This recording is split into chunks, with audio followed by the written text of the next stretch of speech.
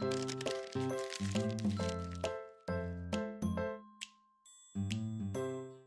guys, Thunder E here, and we're taking a look at the new Xbox One dashboard experience.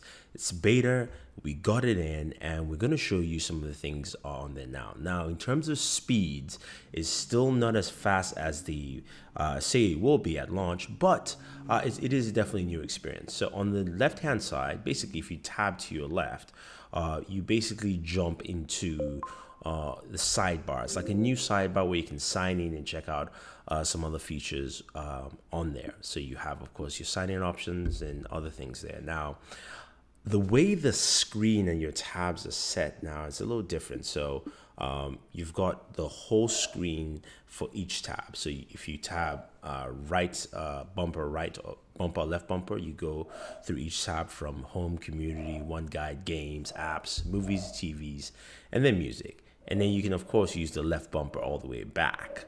Now you can see the speed is not as fast as expected, but it's still faster than the standard Xbox user experience. Now, again, everything's in one full screen, so you can see here what I'm playing. What I recently played is right below. I can go ahead and hit the menu button and view that. I can also jump down to my stuff. All my pinned stuff is right here at the bottom of the first home panel. And then when you tab to your left, that's when you actually get into your main option bars, where you can go through things like, of course, your friends, party, messages, right there, as well as also notifications, and then your general settings. And down below, of course, is your snap center, where you can actually snap applications now on the left instead of the right. So that's interesting with the setup. Again, you need to get used to the fact that everything is in one panel screen. So you can scroll up and down, but everything fits in one screen, takes up a whole real estate. It also makes it better for your wallpaper. So as we move on to one guide, you can see here what's on one guide, what's available, what you can watch. I can go jump into, say, The Flash, which of course is a fantastic show.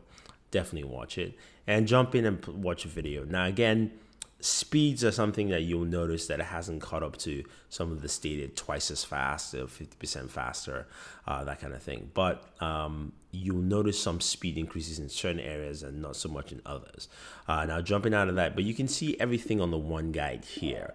Now, same thing with games. It's got a highlighted area, so giving you a lot of bigger picture of looking at more stuff at the same time. We can see Tomb Raider, we can see Battlefront, Rock Band, Elite Dangerous, which is a game I'll be playing on PC very soon in 4K. Trying to get that with Oculus Rift, because that game is actually fantastic. And of course, your applications. Again, you can see everything is big, massive tiles. Presentation-wise, it really showcases a lot. The cool thing is at the very top of the screen, if you guys saw that, the battery indicator showcases clearly again on the very top. As you go to movies and TV, you can see that there, as well as also you can see just the different layers in your TV shows, movies, and all that fun stuff there. And finally, music. So you have that all set up, and then you can quickly tab left bumper to go all the way back, or right bumper to go all the way the other way. So if I want to head back home, now it should do this. I noticed that it was a little bit slow trying to go all the way back. But now if we go back to the side panel here, what you notice is that the side panel gives you a lot of functionality, and you can actually jump into that side panel within gameplay. So even in the game, you can actually jump into it. If you're wondering where it's all your stuff, my stuff is at the bottom. It shows you all your games and apps, so you can jump into that. But in a game here like Mortal Kombat, I can easily just tap to the left, and that will bring up my side panel. And again, that brings up all that. Or I could basically double tap the home button. That's really what you want to do. To bring out the side panel that gives you quick access to your friends, your party, your notifications, your chat, double tap the home button, and that brings that up for you. And you can go ahead and even from here, take a screenshot as well as record. So it's making it much easier. Now the game is actually running in the background, which is nice. So again, double tapping the home button brings you to that side panel menu. that allows you to basically go ahead, record gameplay, as well as also chat with friends and jump in and out of that game functionality. So I like that aspect of it. It's a lot to take in, and it's quite understandable there. Now the settings is really Windows 10-esque. It's been separated into sections, and the breakdown is very simple. Again, the tile menu looks very clear, from accounts, personalization, network, system preferences, connect, display sound, power setup, disc and Blu-ray, TV on guide, and ease of access. So that's all you have there in the settings, and it's well broken down. Then you have, each game has a game hub now. So not necessarily a big hub, but something that gives you more information about the game in its own setting. So you have Mortal Kombat info, feed, friends. You can check out, see which friends are playing, what's on their feed, what's on your feed. You can follow, you can launch the game, you can go to store. So you can do this for any of the games that you have. They all now have their own hub, so to speak, which is actually pretty interesting and cool. So if we go into Halo here, same thing. So you do have that there. Now, moving on to the browser, it's the Edge browser. We're able to, of course, go ahead to check out our favorite website, Bored at Work, and of course, put that in. Now, it doesn't support Flash, but it supports HTML5. What that means is that if you have HTML5 videos, they will work, supported, all that fun stuff together. Now, using the Edge browser was pretty good. It did crash on me once in my quick use, but navigating Booredatwork site was actually pretty easy.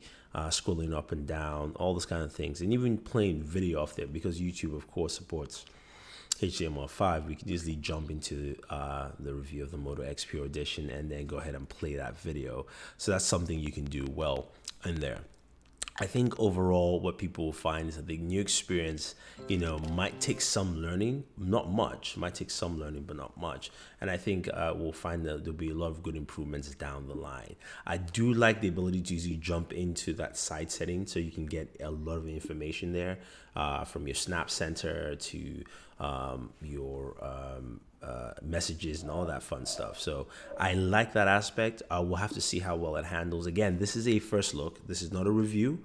This is more like a hands-on, because this is my first time actually going through it. So once I spend a good amount of time, and once there are more updates, it's been improved, we'll definitely give you guys a good feel of how the new Xbox One experience with Windows 10 actually feels and looks in a full review. But for now, this is just a hands-on, guys. So if you have any questions, any comments, let us know. Otherwise, don't forget to like this video, share this video, and favorite this video. Subscribe to the channel, and always enjoy your entertainment.